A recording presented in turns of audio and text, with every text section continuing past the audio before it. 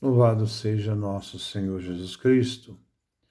Nós vamos dar continuidade à nossa reflexão sobre o Concílio Vaticano II, a Constituição Dogmática Dei Verbum, sobre a revelação divina. É o nosso terceiro encontro e vamos trabalhar o capítulo 3 e o capítulo 4.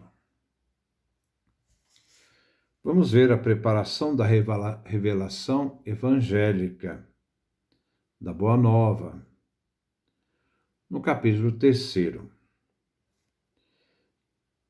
criando pelo Verbo o universo, como nós encontramos no Evangelho de João, no capítulo 1, no versículo 3, e conservando o universo, Deus, aqui é o sujeito da frase, proporciona aos homens, nas coisas criadas, um permanente testemunho de si, que se manifesta nas coisas criadas, como nós encontramos na carta de São Paulo aos Romanos, no capítulo 1, no versículo 19 e 20.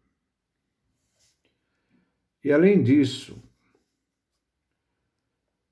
além do que foi feito, no intuito de abrir o caminho de uma salvação superior, manifestou-se a si mesmo desde os primórdios aos nossos primeiros pais. Aqui se faz referência que ele é o Deus que se revela, é o Deus da revelação, que se faz conhecer na história. E após a queda destes, fazendo referência a Adão, com a prometida redenção, alertou-os a esperar uma salvação, sempre colocando uma perspectiva de salvação futura, como encontramos no livro do Gênesis, no capítulo 3:15. E velou permanentemente pelo gênero humano. Ele assistiu à humanidade, a fim de dar a vida eterna a todos aqueles que, pela perseverança na prática do bem, procuram a salvação. Há uma realidade da liberdade das pessoas de uma resposta à graça divina, como nós encontramos na carta de São Paulo aos Romanos, capítulo 2, versículos 6 e 7. A seu tempo chamou Abraão, nós estamos na história da salvação, a fim de fazer dele um grande povo, uma grande nação. Também nós temos a citação bíblica, Gênesis capítulo 2, versículo 2 a 3, ao qual, depois dos patriarcas, ensinou por meio de Moisés e dos profetas a reconhecê-lo como único Deus vivo e verdadeiro, Pai proveniente, justo juiz, e a esperar o Salvador prometido. Então, toda a história da revelação que se faz no Antigo Testamento, dessa revelação desse Deus que vai se mostrando como um Deus único, é o monoteísmo, a unidade divina. Tudo isso como revelação do Antigo Testamento, na perspectiva do Messias, do Salvador prometido. E assim preparou ao longo dos séculos o caminho para o Evangelho. O Antigo Testamento, essa preparação para a grande revelação da Boa Nova. Eu sempre digo que, a partir da revelação da Boa Nova, o Novo Testamento é a chave de interpretação, ela é cristológica.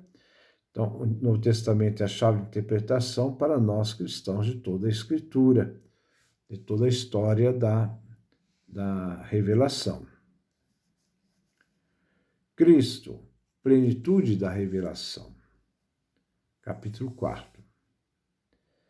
Depois de ter falado muitas vezes e de muitos modos pelos profetas, Deus, ultimamente nesses dias, falou-nos pelo seu próprio Filho. Essa carta aos Romanos, citada aqui, do capítulo 1, versículo 1 e 2, para mim é uma das cartas mais bonitas do Novo Testamento. Tanto do Novo Testamento tem um sentido de uma unidade. A revelação se revela em todos os livros, formando uma unidade do Novo Testamento. Mas mostra que Deus, na história do Antigo Testamento, falou pelos profetas e nos últimos dias falou-nos pelo seu próprio Filho. Aquilo que se esperava para os últimos dias aconteceu na revelação do próprio Filho. Com efeito, ele, isto é, o Pai, enviou seu Filho, o Verbo eterno, Criador, que ilumina todos os homens. Referência a Gênesis 1, Evangelho de João 1, para que habitasse entre os homens. João 14, o Verbo se encarnou, habitou entre nós. E lhes expusesse os segredos de Deus.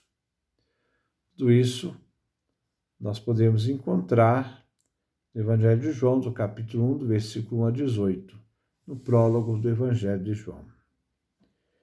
Jesus Cristo, portanto, Verbo feito carne,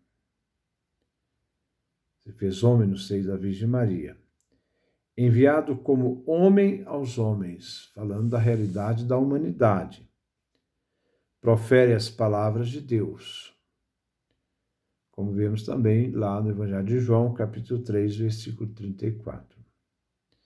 E consuma a obra salvífica que o Pai lhe confiou. Leva à plenitude a obra salvífica que o Pai confiou a Jesus, ao Filho de Deus que se fez carne. Né? Lá nós vemos no Evangelho de João, capítulo 5, versículo 36, Evangelho de João, capítulo 17, versículo 4. Eis porque ele, ao qual quem vê, vê também o Pai. Evangelho de João, capítulo 14, versículo 9. Isto é, nós só podemos ver o Pai através do rosto do Filho. O Filho revela o Pai. Não só quando Jesus fala a Filipe, né, quanto tempo estou convosco, quem me vê, vê o Pai, Filipe. Mas também no prólogo, capítulo 1, versículo 18. Deus, isto é, o Pai, ninguém jamais viu, o Filho unigênito que está voltado ao seio do Pai, é que nos deu a conhecê-lo, que nos revela, né? No sentido assim de revelar, de mostrar a realidade do Pai, só podemos conhecer através do Filho. Pela total presença e manifestação de si mesmo, por palavras e obras, sinais e milagres, especialmente por sua morte e gloriosa ressurreição dentre os mortos. Enviado finalmente o Espírito da verdade, aperfeiçoa e completa a revelação e a confirma com o testemunho divino de que Deus está conosco para libertar-nos das trevas, do pecado e da morte e para ressuscitar-nos para a vida eterna. Então aqui vem toda a revelação através de Jesus do Novo Testamento. Né? Então o Filho revela ao Pai, o Pai que ninguém jamais viu, nós o conhecemos através do Filho. Esse Filho que se fez homem, que se manifestou na sua realidade histórica, presente, né? Através de palavras, anúncio do Evangelho, da Boa Nova, das obras, através de sinais, através de milagres. Mas o grande sinal é sua morte e ressurreição. Aqui se fala toda essa realidade do anúncio do Evangelho até a morte e ressurreição de Jesus Cristo dentre os mortos. E depois fala da abertura da igreja, que se abre ao mundo para levar esta boa nova ao mundo, finalmente o Espírito da Verdade em Pentecostes. Ali ele aperfeiçoa e completa a revelação.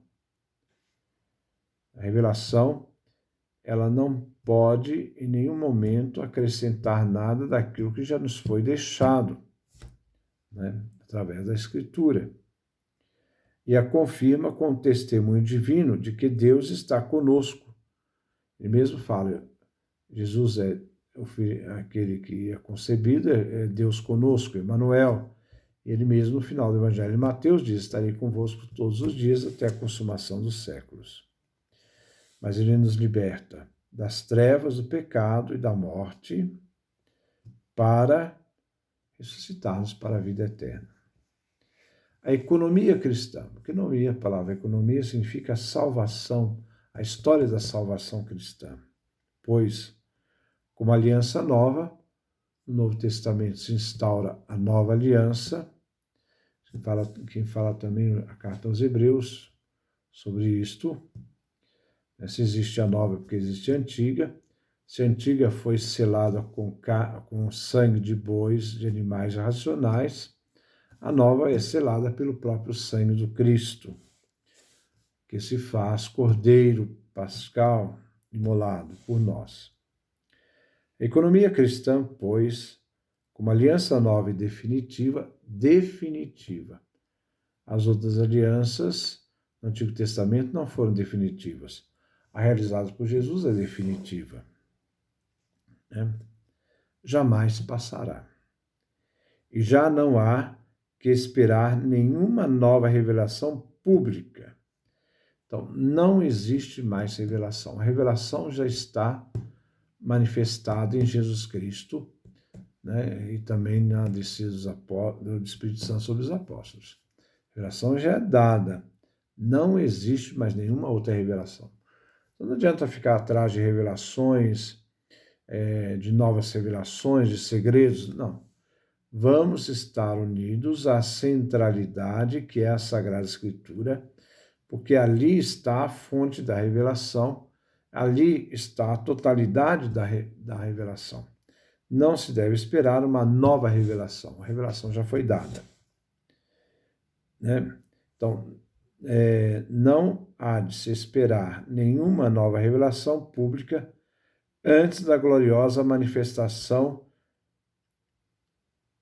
de nosso Senhor Jesus Cristo, quando ele virá na sua glória para julgar vivos e mortos. Como nós vimos na primeira carta a Timóteo 6, capítulo 6, versículo 14, na carta de Tito, capítulo 2, versículo 13. Então, depois, nós vamos dar continuidade. A revelação deve ser recebida com fé, que é a próxima reflexão, né, do nosso documento dogmático, Constituição Dogmática Dei Verbum. E vamos continuar depois do capítulo 5 e 6. Então, que Deus nos dê a sua graça, a sua bênção, sua face resplandeça sobre nós. Muita atenção antes de terminar. A história da revelação que Deus faz na história do Antigo Testamento tem seu cume no Novo Testamento com a Nova Aliança. E essa realidade é toda a centralidade daquilo que é revelado na história. Muita atenção para não corrermos atrás de novas revelações que não existem. Elas já foram dadas, estão presentes até a vinda de nosso Senhor Jesus Cristo. Mas é o Cristo que vem, né, para manifestar, né, esse grande julgamento final. Que Deus nos dê a sua graça, a sua bênção, sua face resplandeça sobre nós.